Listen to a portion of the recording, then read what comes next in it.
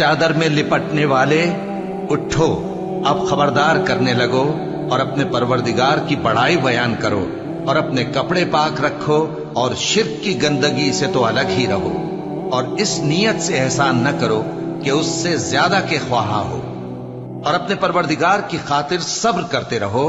फिर जब सूर फूंका जाएगा तो वो दिन मुश्किल का दिन होगा, यानी काफिरों पर आसान न होगा। मुझे उस शख्स से समझ लेने दो जिसको मैंने अकेला पैदा किया और मैंने उसको बहुत सा माल दिया और हर वक्त हाजिर रहने वाले बेटे दिए और उसको हर तरह के सामान में वुसअत दी, फिर भी लालच रखता है कि मैं उसे और ज्यादा दूं। ऐसा हरगिज नहीं होगा। ये हमारी आयतों का बड़ा मुखालिफ रहा है। मैं इसे एक बड़ी चढ़ाई चढ़ाऊंगा। इसने गौर व फिक्र किया और एक बात ठहरा ली, ये मारा जाए। इसने कैसी तजवीज की